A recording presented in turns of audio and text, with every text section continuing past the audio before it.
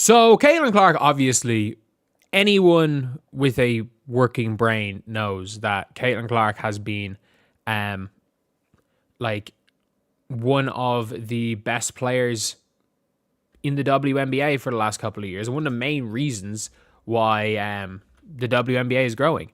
And the NBA commissioner has effectively come out and said as much. And again, Adam Silver has no, like, there's no reason why like he would need to say this. I think he's just going out of his way and just saying it just for the sake of it. But let's take a listen to hear what he has said about Caitlin Clark growing the game and the Indiana Fever.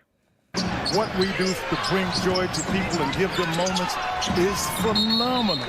Now, I'm going to stop there because I don't mean to embarrass you. I just have watched this for many, many years, and I've seen the enthusiasm for this game that you, Herb, and the ownership have brought. And it's just one of those things you sit sometimes and say, wow. Well, I'll just say lastly, and now with the WNBA going into its 30th season, we were all here at the early days watching that grow, and I remember sitting by David Stern's side the first decade when the questions were often, how long are you going to keep at this? This isn't working. And David Stern said, we're going to keep at it. We're just going to keep going because we know we have something here. And now to see the popularity of Caitlin, to see the Fever exploding in popularity, not just here in Indianapolis, Indiana, but globally. It's remarkable. And again, it's like I have two young daughters. I can't tell you how excited I am about women's basketball and what we're seeing now in men's basketball here. What the Olympics in 28 will be in LA. Yeah. The amount of energy around that. So, all right, I'll stop talking. Oh, no.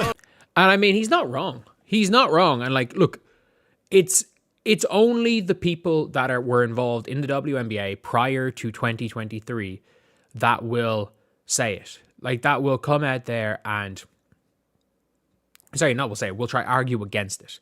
It's only the people that don't want to, not that they don't want to believe it, they just don't want to say it. Like, there's not one person who actually believes that the growth that's happened in women's basketball is not due to Caitlin Clark. I think everybody knows and everybody believes that. It's just, you're not allowed to say it. You're not allowed to say it. And I like the fact that Adam Silver has said it because from what I'm hearing in the grapevine, if you are in the WNBA media, you are not allowed to say it. You are allowed to say Angel Wilson is the reason why WNBA is big. You're allowed to say Angel Reese is the reason the WNBA is big. As far from some of the stuff I'm hearing through the grapevine, at all these major networks, through the league itself, you are not allowed. You're allowed to credit Paige Bueckers as much as you want. You are not allowed to credit Caitlin Clark for anything. You are not allowed. Like, that is a no-go. If you are somebody who believes Caitlin Clark is greater than Paige Bueckers, you will not get any media opportunities. If that is a sentence that has come out of your mouth, that you're done in the league. You're done internally in the league, which is why it's so good to see Adam Silver, somebody who is so far outweighs anything in the WNBA, basically coming out and, saying what it is. And the reality is he's got two daughters, as he said. He's probably got the amount of them that are probably watching because of Caitlin Clark. And that's the thing.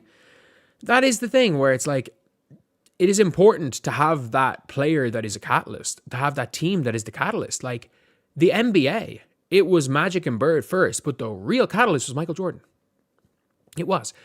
Magic and Bird saved the league. The league was dying until Magic and Bird came along. Michael Jordan is the reason why basketball is where it is right now. Michael Jordan is the reason why basketball is this global game.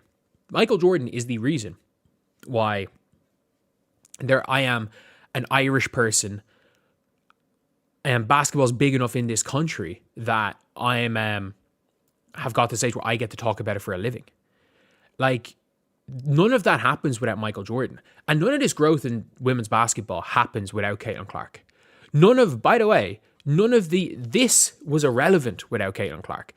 As big as Paige Bueckers was, she was just going to be another UConn player. Like a Stewie, like a Maya Moore, these players that were great players, but without what the Caitlin Clark boom was, they're just great players. They're great players. Maybe they have some TikToks and But UConn fans don't necessarily translate to WNBA fans. They haven't. Caitlin was the first college superstar. And to a lesser extent, Angel Reese. But I think a lot of that came from her doing this to Caitlin Clark. And Caitlin was the first superstar that was able to bridge that gap between the college and the WNBA and become more popular. Didn't happen with Maya Moore. Didn't happen with it. AJ Wilson actually did get more popular, but it wasn't initially. Didn't happen with Stewie. Didn't happen with...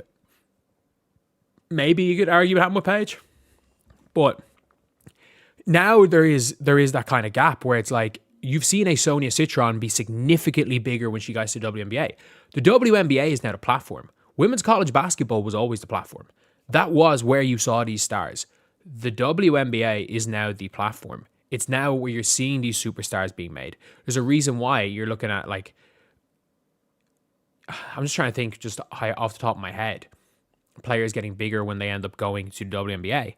Like, the likes of a Latson when she gets there is going to be significantly bigger.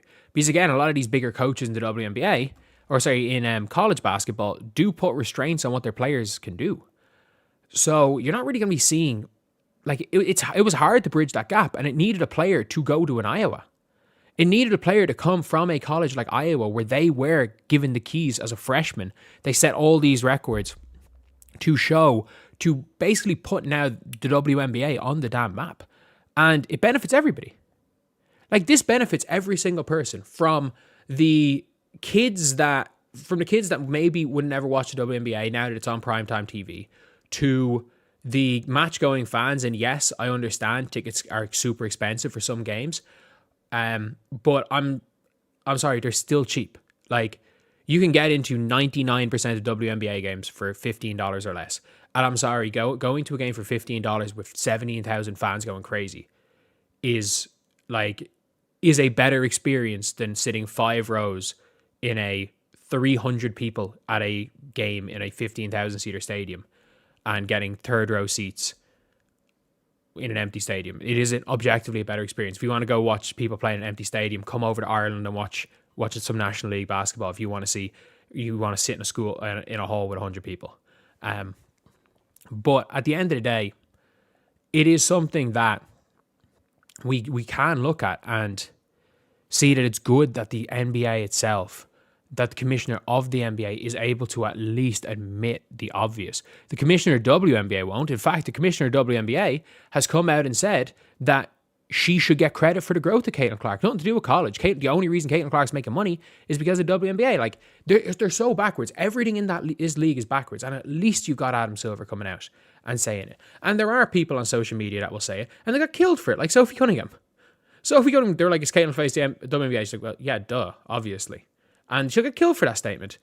But if you want to say Paige is the face of the WNBA, despite the fact her team is near the bottom of attendance, her team does not get viewership, her team's garbage.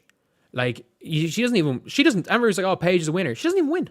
She literally doesn't even win. She had to have one of the most stacked teams in college basketball history to win.